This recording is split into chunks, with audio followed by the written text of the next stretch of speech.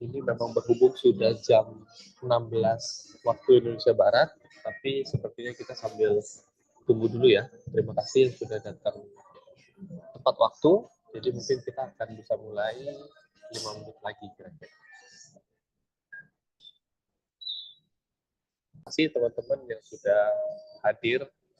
Jadi kita sambil kenal-kenalan dulu deh. Saya Krisna, dan di sini ada Mas Faris, kemudian ada Mbak Lintang, dan teman-teman yang lain. Jadi kalau saya di sini mungkin background-nya mirip-mirip lah. Di education juga, saya kemarin lulus dari University of Manchester, jurusannya Digital Education. Gitu. Jadi di kesempatan sekarang kita akan ngobrol-ngobrol sebenarnya. Nanti pemantik awalnya ada saya sama Mas Faris, ini akan diskusi mengenai wacana kurikulum AI. Jadi nggak cuma kurikulum AI sih, skopnya mungkin kita bisa perlebar lagi gimana peran AI untuk pendidikan, terutama dengan konteks kita di Indonesia. Gitu. Silakan Mas Faris, memperkenalkan diri dulu. Oke, siap. Halo semuanya, nama saya Faris Nurpulava. Saya lulus dari Monash University, jurusan Master of Education in Digital Learning. Terus kesibukannya sekarang ya macam-macam sih di bidang edukasi. Saya di edukasi lingkungan. Terus karena background-nya digital learning, saya juga praktisi di online learning sebenarnya. Terus sama saya juga di pendidikan kewirausahaan juga. Jadi ya macam-macam di area pendidikan, tapi tetap di apa namanya garis besarnya di adult education. Itu Mas Krisna. Nice. Keren, keren, keren. Mungkin dari yang lain juga kalau mau saling berkenalan bisa ya. Siapa tahu kesempatan sekarang juga buat berjejaring.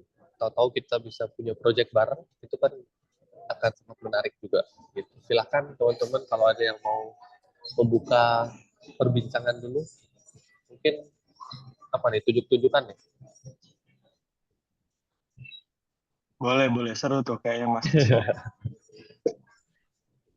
Mari kita mulai dari Mas Fajar. Nanti habis Mas Fajar Hai, silakan tunjuk orang yang bisa. eh mungkin Mbak Sita bisa gitu ya untuk sedikit kasih Apa, Mas? pembukaan. Kok aku? Ya apa dong? Oke. Mas aja dulu lah, habis itu aku. Nah, cocok. Aku suruh nunjuk tadi. Bukan, habis Mas Fajar perkenalan, baru tunjuk orang, Mas. Oh gitu. Terima kasih sebelumnya. Assalamualaikum warahmatullahi wabarakatuh. Selamat sore teman-teman yang luar biasa. Eh, ya, saya Fajar UNESA 2024. Sekarang di jurusan S2 Pendidikan Olahraga. Gitu, Mas Krisna? Boleh, berarti setelah itu nunjuk siapa? Oke, Mbak Sita. Sok. Oke, halo, selamat sore. Saya Sita, domisili di Surabaya. Lulus dari University of Manchester bareng Mas Krisna di tahun 2023. Fokusnya di International Education. Salam kenal, teman-teman. Oh iya, saya nunjuk Mbak Lintang. Halo semua, nama saya Lintang. Kebetulan saya lulusan University of Bristol in Multicultural Education, gitu. Jadi Master of Science. Setelah ini saya boleh nunjuk ke Mbak Cica Nastika, boleh? Boleh.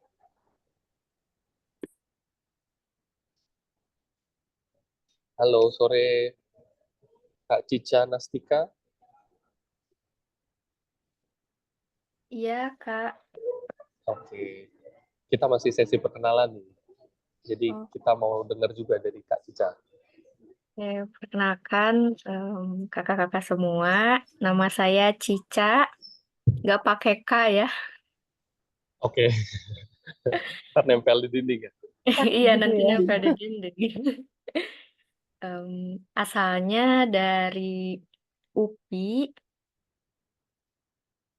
jurusan pendidikan dasar, sekarang semester 2 mau ke semester 3. Oke, Lanjut Mbak, sekarang silahkan. mau nunjuk Kak Arifah, udah belum? Ya, Belum. belum. Ntar saya coba pasang video deh. Selamat di sini pagi. Saya Ami, panggil Ami aja. Saya asalnya dari Bandung. Di UK saya belajarnya MBA di University of Birmingham. Lulusnya tahun 2023. Sekarang masih di UK karena masih magang. Kenapa masuk COP Education padahal jurusannya MBA dan latar belakangnya sebelumnya banker, habis itu berubah jadi entrepreneur, itu karena saat ini saya mendapatkan magangnya itu adalah mengajar business studies, GCSE Business Studies di sebuah private school di UK di kota Sheffield. Jadi saya jadi tertarik untuk mendalami dunia pendidikan gitu ya, terutama dalam kegiatan belajar mengajar gitu. Karena berhadapan dengan ini ya, teenagers itu pusing sekali ternyata ngajarin teenagers. Jadi mohon bimbingannya kakak-kakak di sini semua kasih insight untuk saya. Terima kasih. Keren. Berarti lulus dari Birmingham, kemudian ngajar di Sheffield gitu ya, Pak? Iya, betul. Menarik ya, ngajarnya Business Studies, GCSE lagi. GCSE, betul. Itu soalnya esai semua. Ada ini juga sih, ada pilihan gandanya. Oh, ada ya? Jadi tuh dia mix, ada juga soal GCSE itu aneh ya. Jadi tuh kayak nggak ada strukturnya. Kalau buat kita yang lihat gitu kan, kalau di Indonesia ada PG, habis itu ada soal Sian singkat. Terus, kalau ini tuh GCSE itu nyampur, ada ya. bacaan, terus PG, habis itu ada uraian, dicampur gitu. Jadi ya menarik sih. Oke. Silahkan dilanjut, Mbak. Menunjuk siapa? Iya, berikutnya saya mau pilih, mau invite Kak Livia untuk memperkenalkan diri. Oke. Halo kakak-kakak semua, kenalin nama aku Livia. Kemarin S2-nya itu di University of York di UK, dekat Manchester ya sama Kak Sita. Kemarin aku ngambilnya tuh English Literary Studies, jadi literatur. Dan sekarang sendiri ada gerakan namanya Edu for All, Education for All Movement yang lagi aku bikin di Pekanbaru dan Riau. BTW aku domisilinya di Sumatera, di Riau, di Pekanbaru gitu. Dan selain itu memang selain ngajar di Edu for All sendiri, itu kita dalam bentuk NGO ya. Dan aku juga punya bisnis kecil-kecilan gitu, kursus itu. Ya, mungkin itu kali ya kakak-kakak semua. Jadi memang passionate di ngajar dan berbagi ilmu. So that's why I'm here. Thank you. Oke.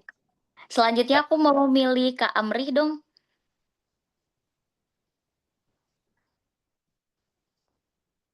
Oke. Ya, Assalamualaikum warahmatullahi wabarakatuh. Terima kasih sebelumnya, mohon izin bergabung, perkenalkan. Nama saya Amri Ibnu Wicaksana, bisa dipanggil Ibnu.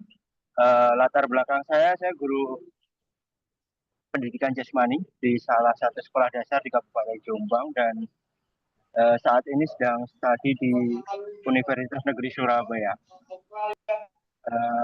Mohon bimbingannya semuanya tentang pendidikan yang mungkin bisa saya ambil dan bisa saya terapkan di anak didik saya. Terima kasih. Selanjutnya Siap.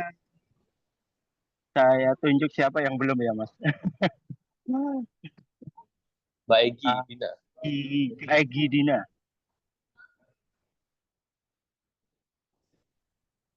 Halo, suara saya bisa kedengeran ya? Masuk, jelas. Oke, perkenalkan semuanya, nama saya Egy Dina Aulia. Saat ini saya sedang studi di Malang, ngambilnya manajemen pendidikan. Ini jurusan yang beda dengan S1 saya. S1 saya tuh di pendidikan fisika, tapi coba ngambil manajemen pendidikan karena saya sempat setahun bekerja di swasta, tapi lebih ke pelatihan guru. Online online learning, ada ke siswanya, tapi ada juga yang ke gurunya. Tapi saat itu bagian saya ke training guru. Nah, di S2 ini saya juga nggak hanya di kelas, tapi waktu itu sempat magang di BBGP Yogyakarta untuk tahu praktik pelatihan guru yang ada di sana itu kayak gimana. Gabung COP ini, sorry bukan COC ya. Kalau COC akan ruang Seru ya guru nanti ya. jadinya. Pasti. Ya, pasti kebawa nih.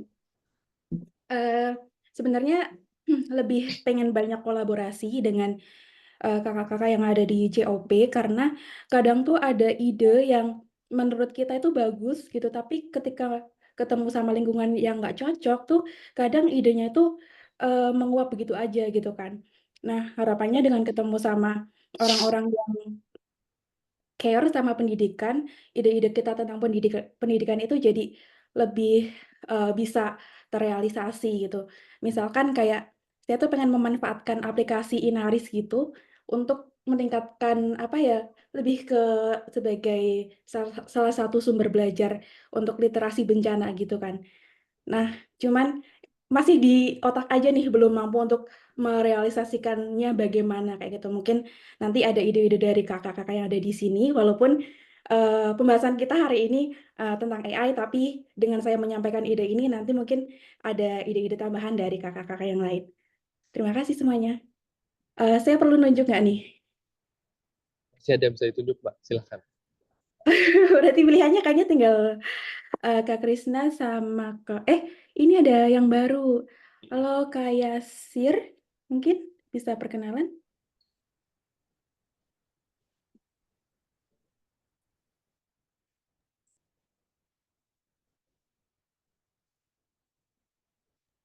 Oke, silakan Salam, perkenalan.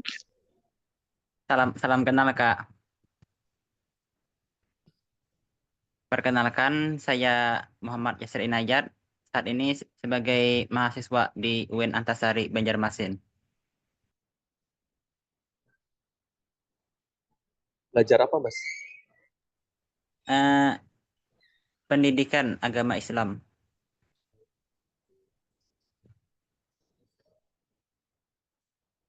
Kayaknya masih ada Kak Surya ya, Kak Surya Asra. Saya juga mau dengar. Hai, halo. Sorry ya Halo. lagi dengar debat di Mata Garuda juga. Ya, baik, perkenalkan, ini perkenalannya tadi ya? Ya, betul. Ya, saya Surya Asra, sekarang sedang ongoing S3 di UI, bidang applied linguistik, pengajaran bahasa asing, bidang penelitiannya multilingualisme. Ya, oke, itu saja perkenalannya. Terima kasih. Salam kenal semua. Siap, salam kenal.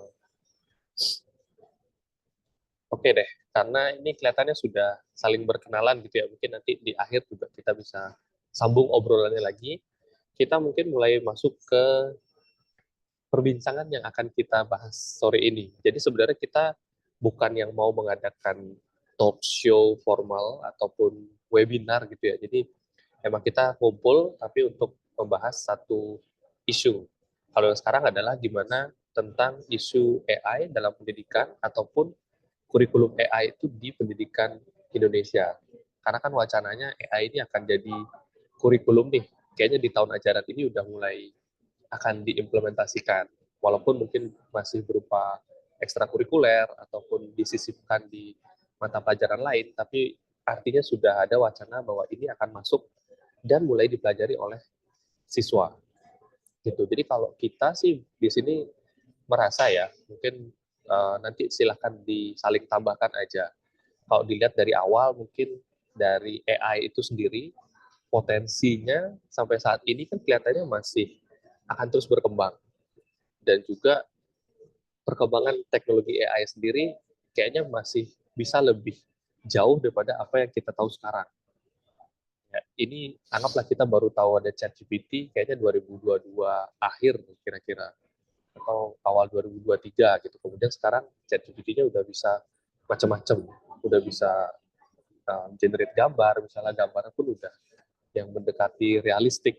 Terus di Google juga udah punya teknologi yang bisa bikin film dari Google Veo 3-nya, itu udah bisa bikin film yang bagus. Ada Notebook LM yang juga bisa bikin podcast, kita tinggal masukin materi, terus nanti Notebook LM bisa generate podcast gitu, dan itu kita bisa dengerin.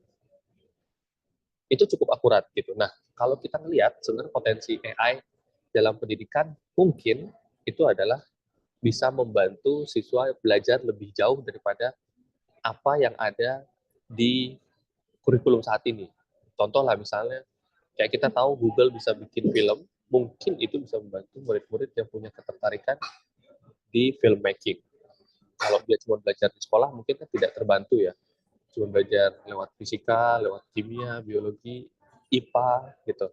Nah, mungkin untuk skill dalam filmmaking-nya kurang. Jadi potensi AI masuk ke pendidikan, mungkin salah satunya di situ. Bisa membantu bagian kreativitas siswa itu lebih terasah kali ya, bilang. Kemudian, apalagi ya, kalau potensi AI mungkin personalized learning, itu jadi mungkin lebih bisa, karena dengan kemampuan AI, mungkin ada adaptive teknologi yang bisa membaca siswa ini struggling di bagian ini. Jadi exercise-nya akan ditambah di bagian yang itu. Anggaplah kayak matematika atau science gitu, mungkin itu cocok lah penggunaan adaptive AI-nya untuk personalized learning.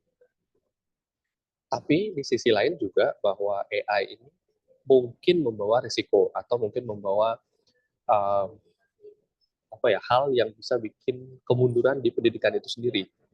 Contohnya kayak sekarang, kemarin lah, baru-baru ini MIT rilis tadi yang kalau orang ngerjain tugas dengan bantuan AI, ChatGPT specifically, dibandingin sama orang yang hanya menggunakan otaknya. Ternyata kan pergerakan kognitifnya orang itu berbeda. Yang pakai AI kemudian disuruh pakai otak itu dinamika kognitifnya lebih lambat dibandingkan yang tadinya pakai otak kemudian dibantu sama AI. Itu jadi lebih enhance gitu ya. Sedangkan kalau yang langsung AI dari awal itu agak sulit, agak pelan perkembangan otaknya. Jadi itu mungkin bisa kita bilang sebagai salah satu risikonya. Atau dari yang lain deh, ada nggak kira-kira lagi mengenai potensi dan juga risiko AI itu sendiri deh, untuk pendidikan ya, specifically kita bahas di pendidikan dulu. Kalau Mas Faris mau tambahin juga boleh, silakan Mas. Ya, thank you Mas Krisna. Jadi selain tadi mungkin mempengaruhi daya kognitif otak, itu juga ada risiko tentang AI halusinasi atau hallucination AI, yang mana ketika kita biasa ya, ketika kita mengajukan pertanyaan ke AI, mungkin jawabannya terkesan kayak wah advance gitu, tapi sebenarnya itu nggak ada yang benar gitu misalkan. Terus juga ada potensi bias juga, terutama untuk yang mengarah ke gender dan juga mengarah ke kelompok yang rentan. Jadi kalau kita kayak menanyakan misalkan list pahlawan di Indonesia misalkan, mungkin kebanyakan yang akan di-list itu laki-laki gitu. Kecuali kalau kita prompting-nya itu lebih spesifik, kayak list pahlawan perempuan di Indonesia misalkan. Dan yang keempat itu juga ada yang namanya dekolonialisasi pengetahuan atau kolonialisasi pengetahuan. Karena memang AI itu dataset-nya adalah dataset yang kita emang belum paham ya dia dapat dataset dari mana, tapi kan kebanyakan dari mereka engineer-nya kan. Nah, itu kan bukan dataset yang dikelola secara demokratis. AI kayak ChatGPT itu beda dengan Wikipedia. Kalau Wikipedia, kita bisa jadi kontributor untuk datasetnya. Kita bisa nulis di situ, kita bisa ngedit langsung. Tapi kalau AI, kita kan nggak punya akses untuk istilahnya ngasih input ke situ kan, secara direct, secara langsung. Tapi kalau Wikipedia kan kita bisa istilahnya ngisi pengetahuan kita di sana. Jadi pengetahuan-pengetahuan lokal, misalkan kayak pengetahuan dari suku Baduy misalkan, ya udah kita bisa masukin secara mudah di Wikipedia, beda dengan AI. Nah, ini ditakutkan ada yang namanya istilahnya tuh kolonialisasi pengetahuan, di mana ya kita misalkan bertanya ke AI, tolong tuliskan kayak teknik pertanian. Nah, nanti teknik pertanian yang muncul mungkin konteks secara umum di dunia misalkan. Padahal mungkin kalau kita orang Jawa atau orang mana, kita punya teknik pertanian sendiri yang tidak tercapture di AI itu, karena kita nggak punya akses untuk masukin dataset kita. Beda dengan Wikipedia. Makanya itu ditakutkan ada keseragaman pengetahuan itu karena adanya AI. Itu mungkin resiko. Sama yang terakhir itu, dulu pas aku belajar, di kelasku tuh kaget karena ada yang ngechat gitu kan sama AI, dan itu leading ke suicide. Dan studi MIT juga menemukan bahwa AI itu bisa leading ke kesepian karena tidak adanya yaitu tadi nggak ada interaksi ya humanis di AI itu. Itu mungkin resikonya Mas Krisna yang mau aku tambahin. Iya, iya sih kalau AI hallucination itu nggak tahu, ini mungkin pengalaman pribadi aja ya. Dari 2022 mulai pakai AI, ya entah ChatGPT, Gemini, kemudian sekarang ada DeepSeek juga, terus ada Manus, dan lain-lain lah gitu. Kayaknya makin ke sini makin halu gitu, gampang banget mereka menyediakan jawaban yang ya udah mereka asal buat aja, kemudian sok-sokan menyantumkan source berupa link, tapi kalau linknya diklik ternyata entah error, entah dummy link yang nggak ada, websitenya nggak pernah ada kayak gitu. Jadi itu mungkin yang perlu kita hati-hatikan. Nah, kalau AI ini ternyata masuk ke kurikulum, ke sekolah, gimana nih menurut teman-teman? Terutama yang udah pengalaman di sekolah kali ya. Jadi kita juga pengen dengar gimana ketika wacana AI ini masuk ke sekolah. Ya, mungkin sebelum ke situ ngasih ini dulu kali, Mas Krisna. Jadi kayak yang dimasukin ke sekolah itu apa aja, in case teman-teman belum baca susunan yang kita buat. Naskah akademiknya ya, betul. Ya, jadi sudah ada naskah akademiknya teman-teman dan sudah ada rancangan kurikulumnya. AI itu akan dimasukkan dari tingkat SD, SMP, sama SMA, dan dia ada beberapa materi ya. Jadi di SD dia akan materi tentang memahami dampak AI, gimana cara menggunakan AI secara etis, terus membedakan teknologi AI versus non-AI, memahami konsep input, proses, dan output. Itu di SD. Sampai ke SMP, ini masih cara memahami AI, dan SMA mungkin sudah sampai ke menggunakan AI dengan prompt engineering dan lain sebagainya.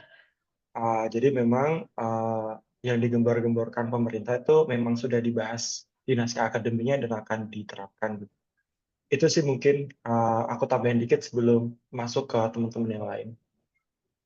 Udah seru nih, udah ada 2 yang raise hand. Tadi Mbak Lintang duluan.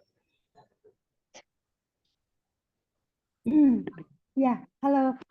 Makasih banget paparannya Mas Krisna dan Mas Faris ya, apalagi udah ditambahin naskah akademiknya segala gitu. Jadi kita tahu kalau kita nggak bisa pungkiri teknologi selalu berkembang ya. Jadi kayaknya sebagai manusia, apalagi sebagai pendidik, sudah sewajarnya kita tuh adaptasi kayaknya ya. Jadi kayak, dan yang mungkin menurut aku suka adalah bagaimana mungkin educators in global, mereka mungkin lebih kayak oke, ada AI nih, terus gimana sih cara kita bukan mempersiapkan, tapi cara kita mengatasi AI itu digunakan for learning loh, bukan digunakan sebagai kayak Cheating.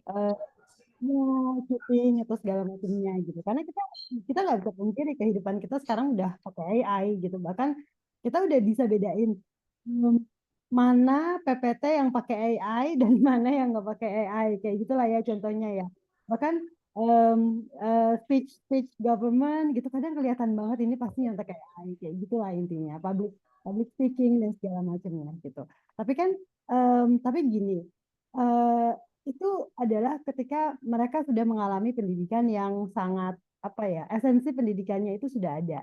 Jadi kayak learning transfernya itu udah melewati batasan yang hanya sekedar learning transfer, tapi lebih gitu, beyond to that gitu. Bahkan mereka udah bisa sebenarnya, mereka itu udah bukan tipe yang ngajarin lagi bagaimana cara kayak misalnya, baik kalau dalam bahasa Inggris gitu, bagaimana cara menelaah struktur, bagaimana cara apa gitu, itu kan udah beyond that. Mereka malah menganalisa, terus mereka punya perspektifnya masing-masing kayak gitu ya. Jadi di mana AI itu at some point kayak tadi Mas Krisna bilang gitu, kayak sebenarnya tuh AI itu kalau misalnya digunakan dengan baik gitu, bahkan ada studi juga yang ketika bilang dengan prior knowledge AI itu akan menghasilkan nilai summative yang jauh lebih tinggi ketimbang mereka yang tidak memiliki prior knowledge. Jadi AI yang tidak ada prior knowledge, misalnya anak-anak nggak tahu, terus habis itu langsung ngetik pertanyaan, langsung copy paste pertanyaan, ya oke, itu nggak ada sama sekali essential learning kayak gitu. Tapi ketika kita sudah bisa gunakan kayak kita tuh mengenerate prompt untuk AI aja kan udah beda ya sebenarnya ya. However, long story short, sebenarnya ada benefits-nya gitu. Dan aku suka benefits-nya at some point gitu. Only on some extent ketika memang bisa digunakan. Nah, yang pertama, kalau misalnya kita lihat dari kurikulumnya itu sendiri di SD dan SMP itu hanya mengenali AI. Nah, maksud aku memahami AI. Yang aku pikir adalah sebenarnya apa sih objektifnya ketika kita memahami AI? Apakah SMA itu kan memang betul ya, maksudnya SMA itu memang kita bahkan dibuat aplikasi meng-create AI sederhana dan sebagainya macamnya gitu. Tapi menurut aku sepertinya ketika basic dari SD itu kayaknya anak-anak itu sudahlah jangan diberikan beban kognitif lagi mengenai memahami AI, tapi berilah mereka opportunities untuk lebih apa ya, masukin critical thinking itu yang sebenarnya lebih diperlukan daripada memahami sesuatu kayak gitu loh. Maksud aku kayak Indonesia nggak bisa pungkiri kalau di Indonesia kayaknya masih copy paste itu budaya yang masih sangat tinggi gitu ya. Ketika kita ngelihat sesuatu bahkan copy paste aja kita nggak lihat source-nya yang mana gitu. Sedangkan kalau misalnya udah di academic paper atau mungkin yang kemarin tadi yang ada IGCSE ini atau IB curriculum gitu. Ketika kita udah masuk ke AI, kita tuh udah harus stating AI-nya itu untuk apa aja, itu tuh harus di state gitu. Dan kita udah welcoming any kind of AI input asal kamu tuh state gitu. Ada boundaries. Mungkin ini yang sebenarnya harus kayak aku nggak yakin kalau ini diajarkan ke anak-anak mengenai boundaries at some point gitu. Tapi teachers harus tahu misalnya. Habis itu memahami itu kan masih konsep basic banget ya. Sepertinya kalau misalnya kita memang mau menggunakan AI, kita tuh beradaptasinya lebih dari sekedar memahami, tapi lebih menganalisa, misalnya mengkomparasi dan kontras dan segala macamnya. Mungkin lebih kayak terminologinya itu kali ya, yang menurut aku kayak AI itu sebenarnya bisa dimasukin ke kurikulum, tapi kalau misalnya objektifnya masih sekedar memahami, menurut aku buat apa gitu sih. Jadi kayak ketika SMA aku melihat sepertinya lebih bagus, tapi ketika SD yang justru basic gitu ya, kayaknya harusnya bisa berubah gitu sih. Kalau misalnya menurut aku gitu. Feel free to thank you by the way. Thank you Mbak Lintang. Langsung lanjut dulu Mbak Ami, silakan.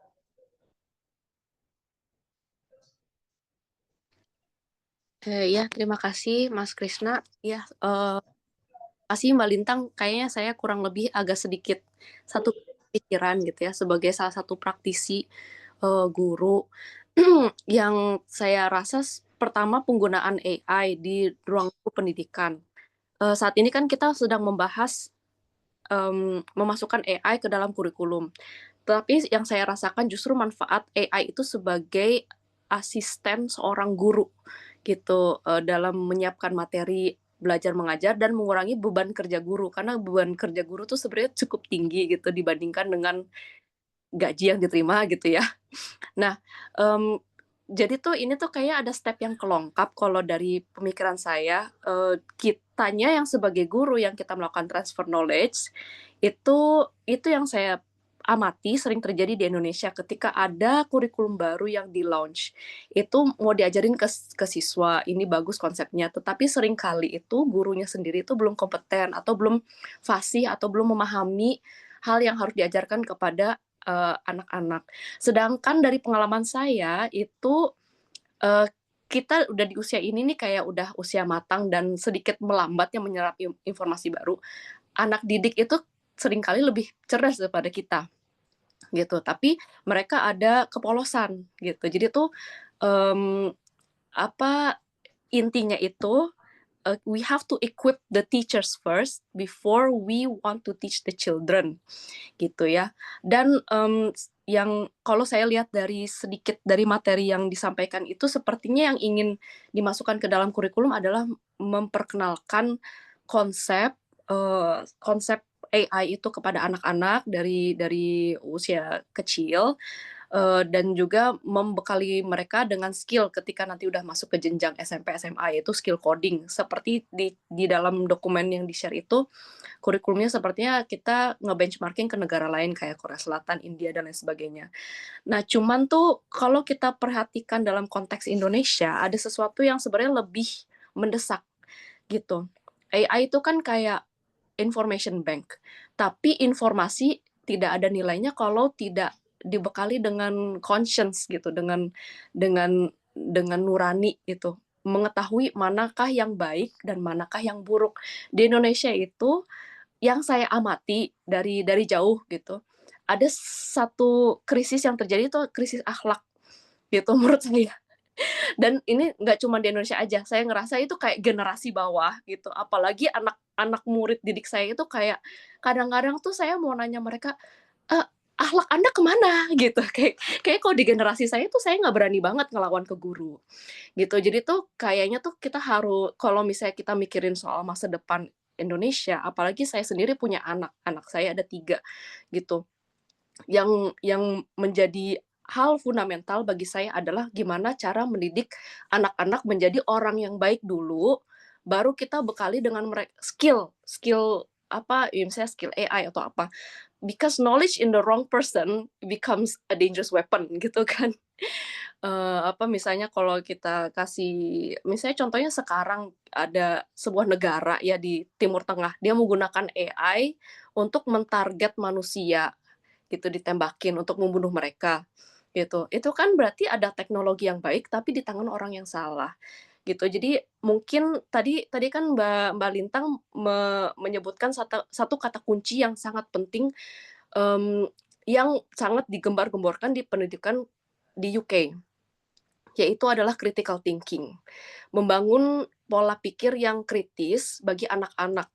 Itu yang menarik. Saya nggak tahu ya bagaimana cara proses belajar mengajar di Indonesia saat ini. Saya cuma bisa refleksi kepada pengalaman saya sekolah di Indonesia. Kalau di Indonesia waktu saya belajar dulu, saya ngerasa kayak disuapin informasi gitu, ini telur bulat-bulat. Tapi kalau di UK itu beda, kita tuh ngasih mereka environment gitu. Environment dulu, ini masalah karena konteks saya mengajar anak SMP SMA, secondary school, jadi mereka asumsinya mereka sudah dibekali dengan basic thinking skills, dan di fase berikutnya adalah problem solving on their own, dan kita acting as a mentor untuk membimbing mereka untuk solve their own problem gitu. Nah, jadi tuh sebelum kita masuk ke dalam kurikulum AI dan lain sebagainya, kayaknya ada yang lebih mendesak di Indonesia, yaitu adalah pembenahan karakter gitu, pembenahan karakter dulu. Jadi tuh kalau misalnya lihat gitu, misalnya tadi kan kayak yang Mbak Lintang sempat sebutkan kayak kalau dari SD cuma sekedar memperkenalkan, oke ya, mungkin kita bertanya sebenarnya untuk apa, tapi mungkin kita bisa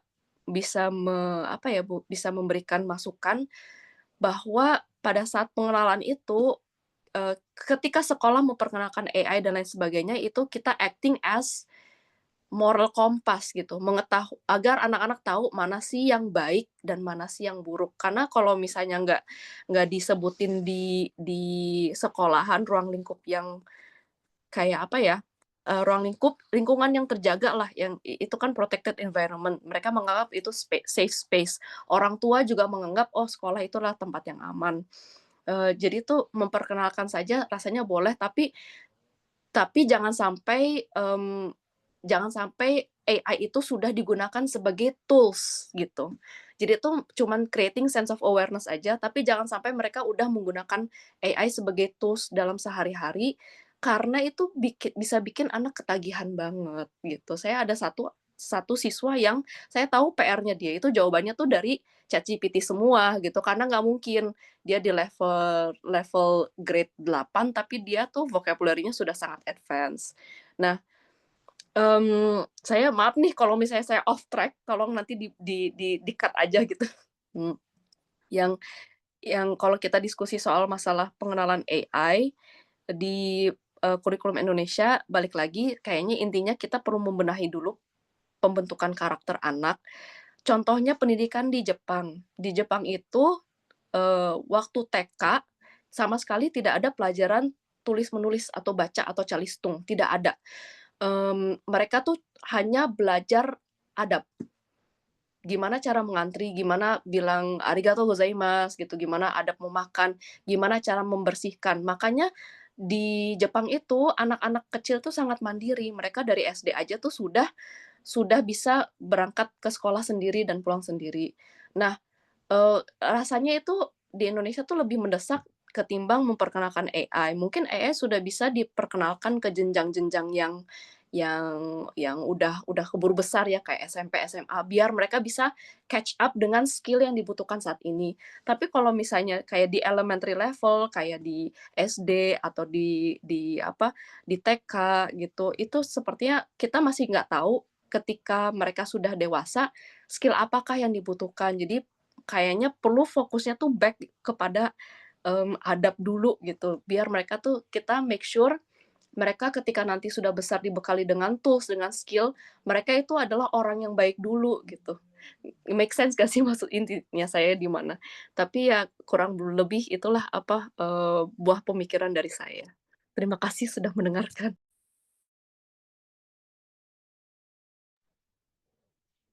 Selalu menarik sih kalau dengar dari perspektif praktisi langsung tuh ya. Jadi ada aja hal-hal yang mungkin kita nggak pernah rasain gitu rasanya. Dan benar, kalau kita merefleksi ke apa yang terjadi di pendidikan sekarang, ya banyak bisa dibilang sih etika, manner, adabnya anak sekolah itu perlu pembenahan lagi sih. Gitu. Nah berarti kayaknya dari dua yang tadi udah menyumbangkan pikiran nih, kelihatannya materi AI tidak masuk untuk anak yang masih SD kayaknya. Jadi kayaknya dari dua pemikiran tadi lebih setuju kalau AI ini emang harus masuk, tapi untuk umur anak-anak yang SMP atau lebihnya. Iya, silakan Mbak Egy. Jangan lupa open mic. Ya, jadi ini refleksi saya kemarin itu kan ada conference gitu kan. Nah, pada saat itu pembicaranya itu dari Cina, terus memperkenalkan ada sebuah kacamata yang dirancang untuk dia lebih mirip ke sumber belajar gitu sih. Jadi di kacamata itu ada tambahan aplikasi ChatGPT, ada ChatGPT-nya, kemudian dia bisa ketika ada anak atau siswa yang menggunakan kacamata itu, dia tuh jadi bisa ngelihat langsung layar monitor dari gurunya atau HP yang udah di-setting gitu. Jadi itu kan untuk melakukan personalisasi di pembelajaran gitu ya. Nah, dari situ saya tuh jadi berpikir bahwa sebenarnya AI dalam pendidikan itu lebih condong ke tools untuk guru membantu siswa untuk memperkaya sumber belajar. Untuk mempermudah siswa menangkap pembelajaran, bukan berarti di fase dasar kita tuh di fase pertama kita, oh ini ada beragam AI nih anak-anak, jadi kita bisa memanfaatkan hal ini untuk belajar atau mencari hal lain atau menyelesaikan soal matematika, itu enggak. Nah, tapi melihat kondisi di lapangan, itu ada gap kompetensi antara guru yang akan menggunakan AI ini dengan kompetensi siswanya gitu. Benar apa yang dikatakan oleh dua kakak-kakak tadi, Mbak Lintang sama Mbak Ami, biasanya siswa itu perkembangannya itu lebih cepat daripada gurunya. Ketika meskipun ya di sekolah itu dilarang jangan pakai AI gitu ya, tapi di rumah apabila orang tuanya itu nggak aware, itu nggak akan ada yang bisa ngelarang gitu. Pasti di rumah pun siswa sudah menggunakan AI gitu. Itu nggak bakalan bisa kita sebagai educator untuk ngelarang itu ke anak-anak, itu nggak bakalan bisa terjadi. Nah, menurut saya yang bisa kita ambil jalan tengahnya adalah untuk fase dasar, mungkin sekolah dasar dan sekolah menengah pertama, itu adalah kita memperbanyak example, the good example how to use the AI. Jadi guru itu mengajarkan kepada siswa tentang penggunaan AI itu based on their experience. Kalau bayangin aja kalau punya guru yang kompetensi penggunaan AI-nya itu masih rendah, jadi dia akan mengajarkan kepada siswa itu ya, "Ini Nak, ada AI, nanti kamu ketikkan soalnya di sini, nanti keluar jawabannya, that's it." Tapi bandingkan dengan guru yang memiliki kompetensi penggunaan AI yang lebih advance. Jadi dia akan membangun sebuah materi pelajaran itu, oh jadi awal materinya kayak gini, kemudian sumber belajarnya dapat dari sini. Hal yang tidak saya mengerti adalah ini. Kemudian apa konteks yang ada di Indonesia itu seperti ini gitu, apa yang ada di sekitar kita itu seperti ini. Nah, ketika guru udah mampu mengkonstruk materi yang berbantuan dengan AI, kemudian ini nggak hanya sekali jadi satu materi pembelajaran ya, tapi guru itu udah berpengalaman udah advance dalam penggunaan AI, itu nantinya lebih mudah untuk mengajarkan kepada siswa hal-hal ini saja yang tidak diperbolehkan. Memang mau nggak mau kita harus kadang tuh guru-guru di Indonesia tuh kayak merasa diharuskan oleh pemerintah untuk menggunakan AI. Walaupun ada banyak guru-guru di pelosok tuh kayak mending ngajarin tentang adab deh, mending ngajarin tentang tindak tanduk deh daripada ngajarin AI yang nggak jelas kayak gini. Tapi karena ada paksaan dari pemerintah ini tadi, bayangin aja ketika yang dibutuhkan itu tentang pelatihan bagaimana guru mendisiplinkan siswa. Tapi pelatihan yang digelar oleh BBGB atau Badan Pelatihan Guru di Daerah itu tentang pengembangan AI. Jadi tuh nggak bakalan kebantu guru-guru yang akan mengajari siswanya mendisiplinkan siswa. Nah, di sini ada keharusan dari pemerintah untuk mau nggak mau menggunakan AI. Nah, tadi menurut saya jalan baiknya atau jalan tengahnya adalah bagaimana menyaring kompetensi guru-guru ini agar dia dulu nih yang bisa menggunakan AI secara advance, baru dia boleh mengajarkan AI di sekolahnya. Kalau guru ini belum, dalam artian di sini saya ingin menekankan poin ada standarisasi dari guru, guru mana yang layak untuk mengajar AI dan mana yang enggak, kayak gitu. Karena ini dampaknya akan luas banget sih. Gitu dari saya. Masuk, Mbak Egy, masuk. Ya, jadi lagi ya, ini penekanannya adalah kompetensi guru. Jadi kalau dari Mbak Egy, perspektifnya adalah guru kalau belum bisa, itu juga nggak akan bagus untuk ngajarin ke siswa, meneruskan ke siswanya yang baik, yang benar, yang ethical, yang boundaries-nya tepat, itu juga nggak masuk nanti kalau gurunya memang belum dibekali yang benar gitu. Ya Mbak Egy ya? Mungkin pembekalan nggak cukup ya, karena maksudku kayak ketika ada sebuah kebijakan, itu tuh dalam rentang waktu misal kayak 3 bulan, 4 bulan itu harus benar-benar diaplikasikan gitu. Memang apakah dalam jangka waktu 3 bulan, 4 bulan ini tuh guru-guru udah siap gitu. Kadang mereka tuh nggak mengukur kesiapan yang ada di lapangan, yang mereka kejar hanya, harus terimplementasi, harus ada, target kayak gitu. Nah, Ya, itu ada yang perlu, kita kelihatan. perhatikan baik-baik, heeh. Ya. Oke, thank you Mbak Egi, thank you. Mas Faris, silakan Mas Faris, lanjutkan. Iya, tadi menarik nih, terkait pembahasan ini sih Mas Krisna, kayak harusnya kita tuh lebih fokus ke karakter, bukan bukan kayak nambahin skill baru dan lain sebagainya. Nah, ini tuh mungkin kayak aku mau narik lagi sih sebenarnya, tujuan pendidikan kita tuh apa sebenarnya? Apakah tujuan pendidikan kita tuh ke arah, karena kalau AI ini kan tujuannya ke arah supaya siswa-siswa itu bisa berkompetisi kan dengan warga global, karena kan global, oh sekian berapa persen udah pakai AI nih, jadi kita harus keep up gitu. Kita siswanya harus keep up dengan AI, makanya menyiapkan pendidikan kita untuk menyiapkan siswa kita tuh dengan tantangan global. Nah, sedangkan pendidikan karakter itu seolah menyiapkan siswa kita untuk dia itu sesuai dengan nilai dan norma yang berlaku atas pendidikan sebagai kontrol sosial.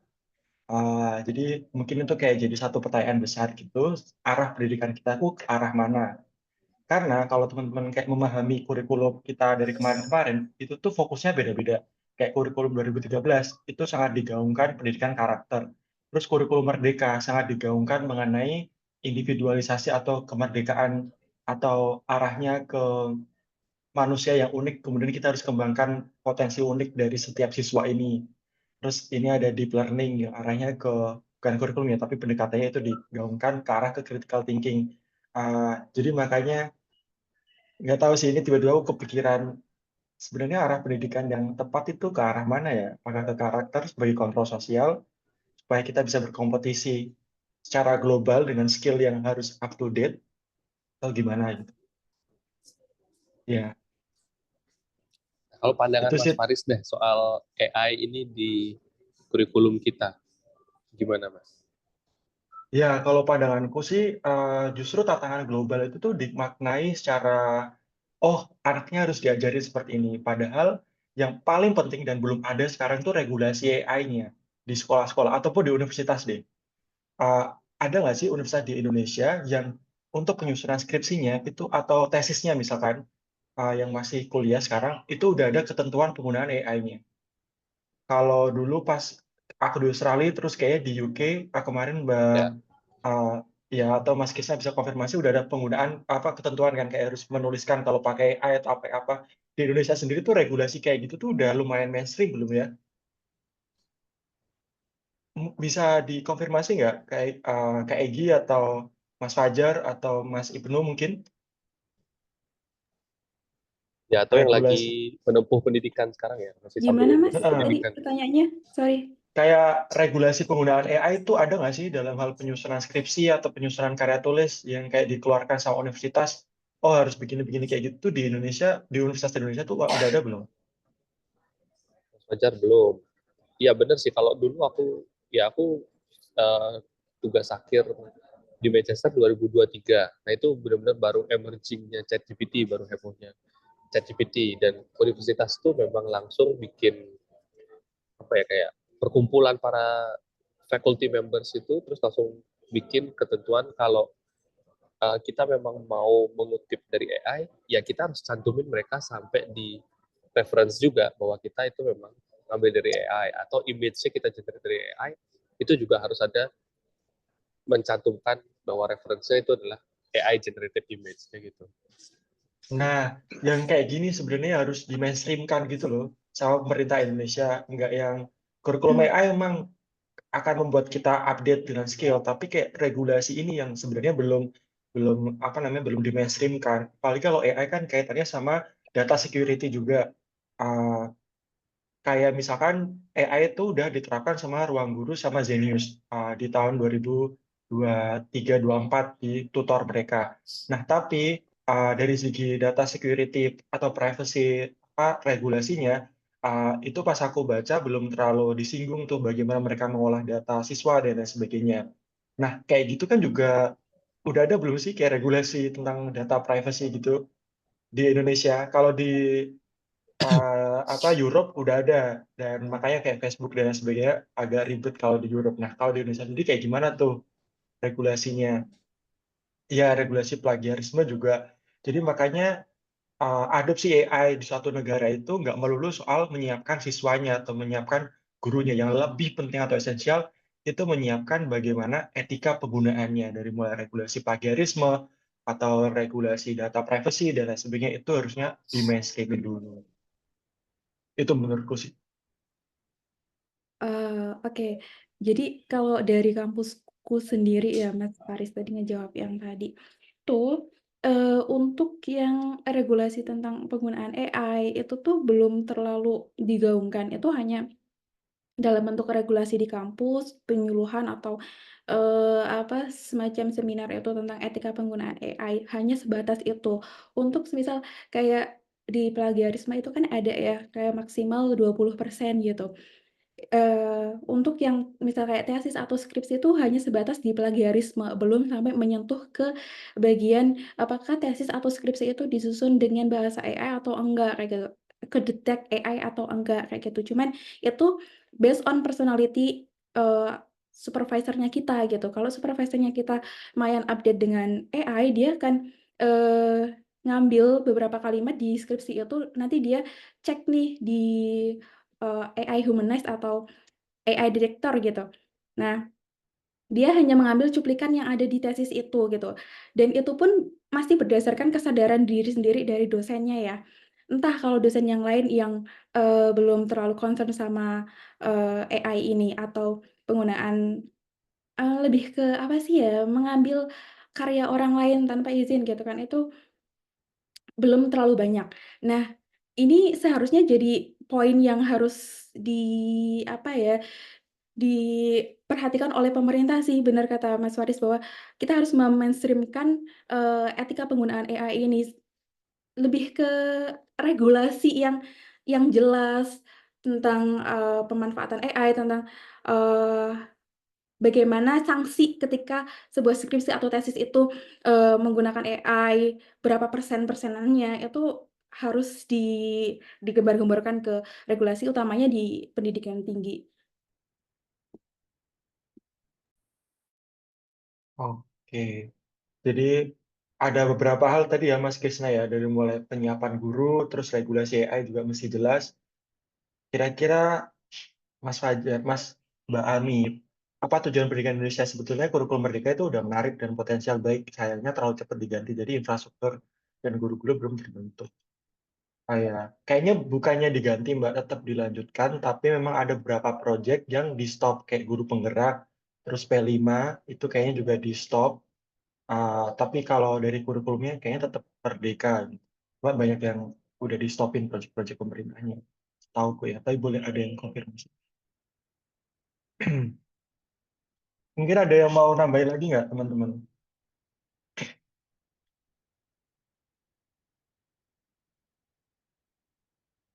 Kiranya tadi kan sempat menyinggung ya soal kayak idealnya itu kalau misalkan jadi implementasikan apa hal yang mesti dipastikan selain guru, terus regulasi, kira-kira apa lagi nih harusnya diperhatikan pemerintah? Izin masuk Mas Faris. Boleh, silakan Mas. Ya, jadi seringkali kalau kita melihat masalah pendidikan itu kompleks banget dan banyak sekali gitu ya. Jadi mulai gurunya, dari mulai sarana prasarananya dan lain sebagainya. Karena kalau saya lihat itu setiap kebijakan yang dilakukan sekarang itu tidak berdasarkan dari data begitu ya. Jadi nggak ada data valid yang benar-benar bisa masuk. Jadi ketimpangan daripada kebijakan ini tidak hanya dirasakan atau tidak hanya dilakukan di sekolah-sekolah yang memang sudah siap gitu. Kita seringkali melupakan di sekolah-sekolah yang 3T misalnya begitu. Jadi data-data ini tidak kemudian menjadi sesuatu yang pemerintah seakan acuh dengan data begitu. Dan kemudian conflict of interest-nya juga ketika kebijakan ini diwacanakan atau dicanangkan itu juga menjadi sesuatu yang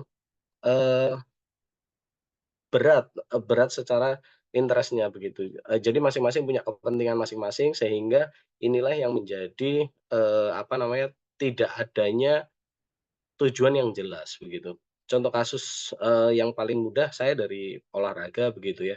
Kalau kita bicara olahraga sebenarnya ininya kan di kebugaran begitu, tetapi justru olahraga ini menjadi sesuatu concern-nya malah harus bisa main bola, bisa main voli, bisa main macam-macam gitu. Padahal kan intinya kan di kebugaran. Kebugaran itu akan menunjang bagaimana teman-teman atau anak-anak kita bisa bugar ketika belajar. Dia tidak ngantuk di kelas, dia tidak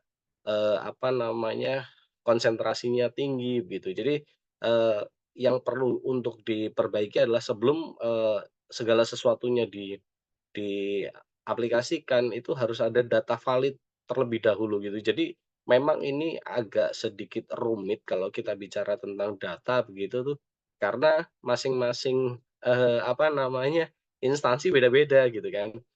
Di instansi Kemensos sendiri berapa hasilnya, di BPS sendiri berapa hasilnya, jadi kan nggak valid begitu. Nah, ini sih yang saya rasa, data awal itu menjadi sesuatu yang paling paling penting untuk pengambilan keputusan, gitu. Terima kasih. Thank you Mas Fajar tambahannya. Mungkin ada satu lagi mungkin yang mau menambahkan yang belum dari tadi mungkin yang hanya menyimak belum kita tutup kali ya, Mas Krisna. Tadi mungkin Mbak Silakan, Ami kalau silakan. mau nambahin, Mbak. Kayaknya tadi sempat raise hand ya, Mbak Ami. Oh iya. Nggak apa-apa. Saya cuma mau sedikit komentar aja tuh yang beberapa hal soal pertama soal kalau di UK namanya GDPR gitu kan, data protection. Terus poin yang kedua itu adalah safeguarding gitu atau perlindungan di sekolah. Kalau saya belum ada pengalaman ngajar di Indonesia, jadi saya belum bisa kasih insight atau relate. Saya cuma bisa berkontribusi dari kacamata sebagai orang tua. Nah, ketika anak saya sekolah di Indonesia itu saya merasa kadang-kadang anak saya itu tidak terlindungi gitu dari tidak terlindungi secara data karena tuh ada kejadian juga di sekolah, gurunya tuh bikin TikTok kayak sering banget gitu kayak kompetisi yang menampilkan anak-anak ke sosial media. Padahal saya sebagai orang tua tidak memberikan konsen gitu, tapi habis itu saya ngelihat kayak anak saya ada di sosial media gitu, walaupun itu sekolah mungkin karena sedikit di kampung ya, tapi itu sebenarnya kalau diperhatikan itu lebih umum di Indonesia ketimbang di negara western seperti di UK. Nah, dan itu juga sepertinya karena ada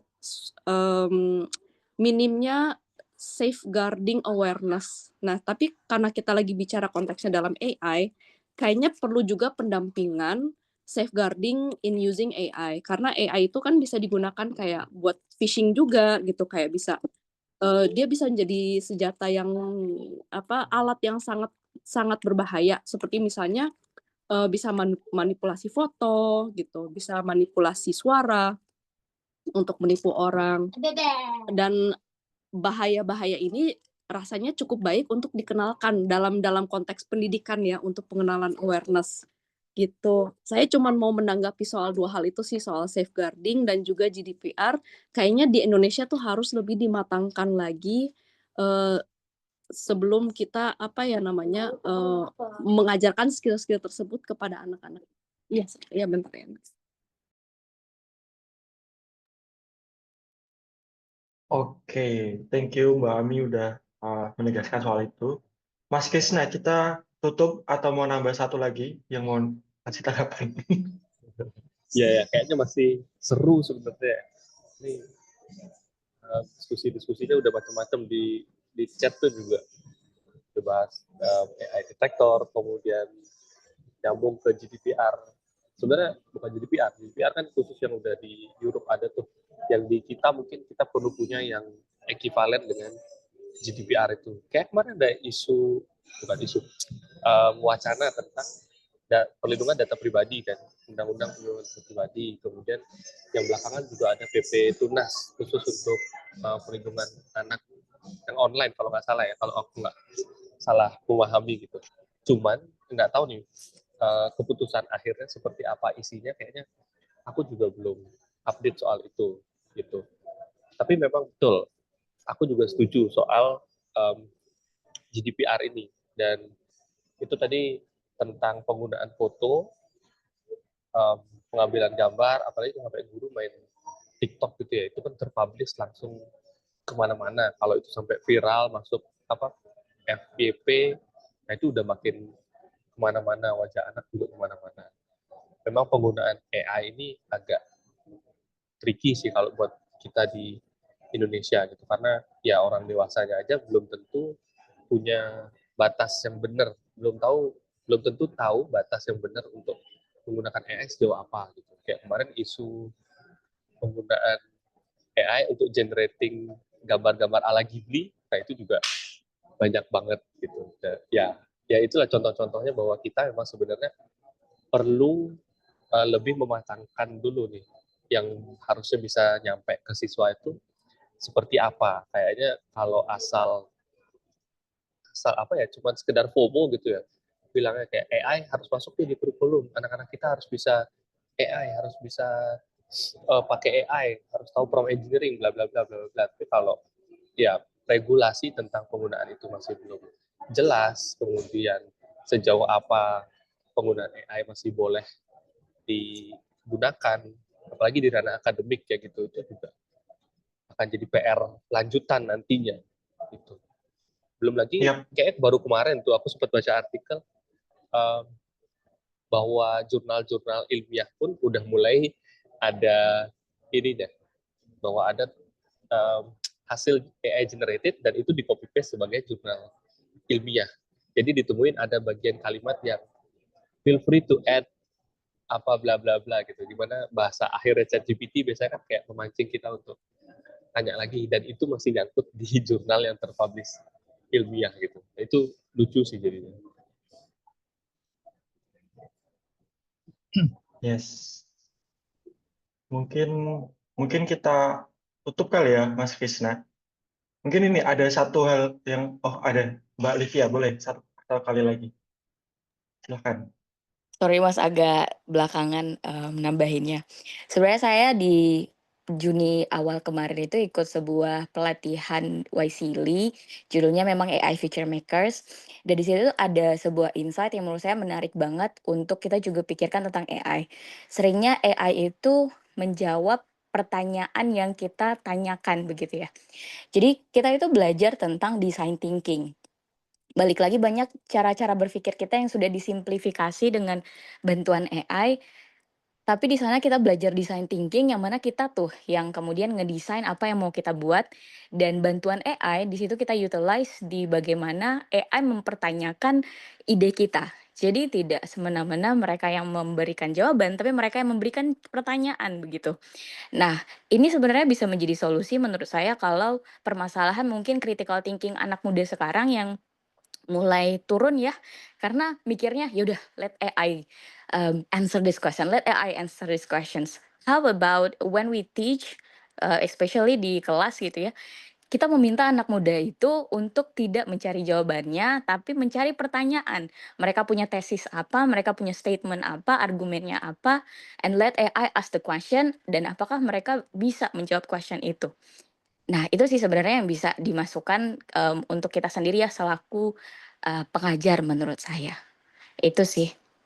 Dan sebenarnya, karena informasi itu udah banyak sekali, kayaknya untuk nge-shift pemikiran anak muda saat sekarang itu di posisi kayak how you utilize AI itself to your own benefit, yang di momen kamu bisa membuat sesuatu. Jadi memang di program saya kemarin itu kita membuat sebuah bisa dibilang app, tapi dengan, bantuan AI sebagai automation-nya, dan juga misalnya personalized learning or personalized, needs yang dibutuhkan, baik itu di kesehatan, baik itu di farming, dan banyak sekali yang, especially negara-negara seperti Thailand, itu sudah melakukan farming yang berbasis AI, dan itu juga dikomersilkan, misalnya produk-produk yang mana dari temperatur seperti apa yang terjadi itu ada, apa ya, kayak notified kepada farmers,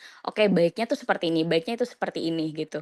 Dan sebenarnya daripada mulu-mulu ngelihat apa ya, eee, mungkin hal yang buruk atau apa ya, mungkin impact buruk dari AI. Nah, benefit-benefit seperti ini juga penting untuk kita bicarakan dan diskusikan. Karena itu juga membuat cara saya berpikir, berubah. Jadi memang programnya itu di Thailand dan kita juga pergi ke ada salah satu kota, Chonburi namanya di Thailand, itu kayak Silicon Valley-nya Thailand. Sepertinya menarik kalau diskusinya juga kita arahkan ke arah sana gitu. Jadi memang saya setuju banget sama yang disampaikan Mas dan Mbak tadi tentang AI protection dan juga security. Banyak concern dari even lembaga funding dan, apa ya, kerjasama antara, Australia dan segala macam di bidang ini, tapi benefit-nya untuk for the social good itu juga banyak sebenarnya. Mungkin itu yang mau saya tambahkan. Terima kasih kesempatannya. Thank you, Kak Livia. Jadi mungkin kita mau tutup teman-teman, tapi sebelum kita tutup, kita ada survei kecil-kecilan yang kayaknya lagi disiapin sama Mas Krisna. Jadi sambil mungkin aku merangkum kali ya Mas Krisna ya. Tadi kita udah bahas banyak banget soal penggunaan AI, dari mulai apa sih yang perlu diperhatikan pemerintah.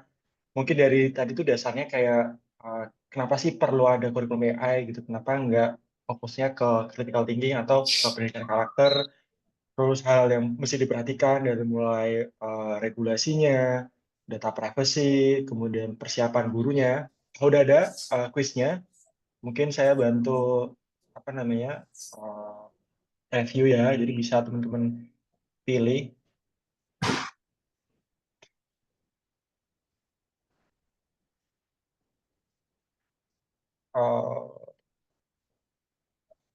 Ya, silakan bisa mulai diisi ya teman-teman ya. Aman kan ya pengisiannya? Ada 4 pertanyaan. Yang pertama, sejauh mana diskusi ini membantu Anda memahami tantangan kurikulum AI di Indonesia. Terus yang kedua, bagian mana diskusi yang paling berguna. Itu kayak, oh ini oke nih gitu. Terus sejauh mana Anda merasa materi diskusi hari ini itu membantu kebutuhan Anda. Terus yang keempat, apa evaluasi untuk diskusi hari ini. Ini penting bagi kami karena nantinya diskusi secara periodik ini ya akan terus dilakukan. Jangan lupa buat teman-teman yang mau jadi pembicara atau pematik bisa ngisi di yang ada di pin COP pendidikan itu formnya. Kemudian nanti yang oh ya aku kayaknya nggak sempat kalau ngisi bisa langsung buat ngevote aja mana yang tepat. Udah ada beberapa yang ngisi ya ini ya. Untuk teman-teman yang lain bisa bantu isi.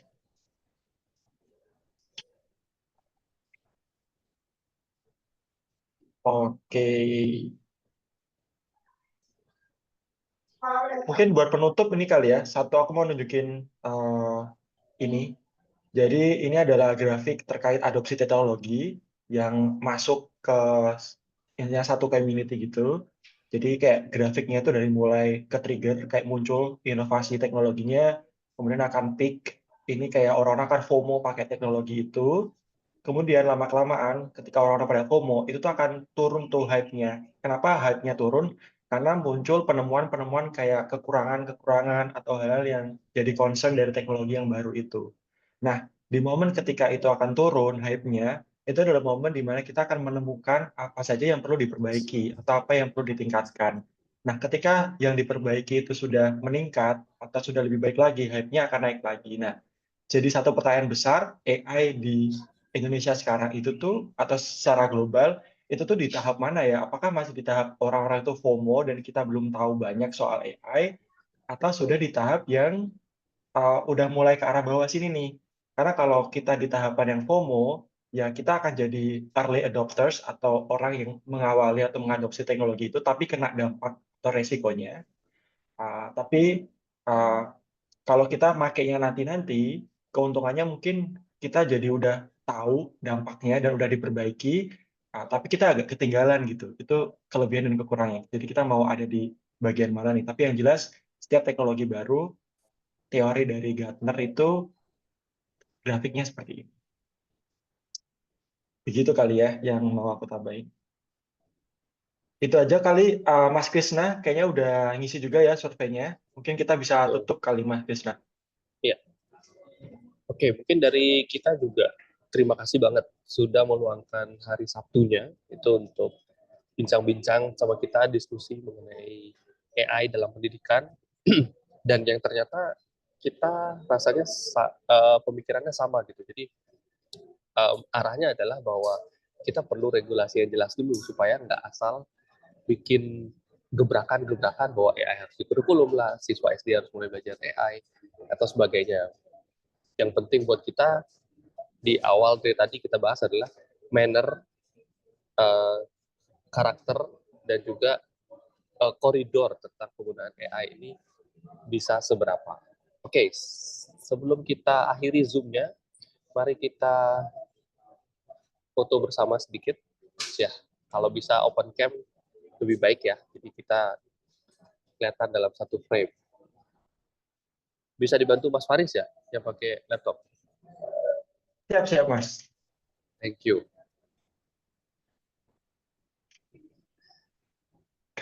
Ini nanti akan diupdate di grup COP Pendidikan ya, teman-teman. Jadi kalau kurang nyaman ditampilkan fotonya atau mukanya, mungkin nggak pakai kamera nggak apa-apa. Oke, aku hitung ya.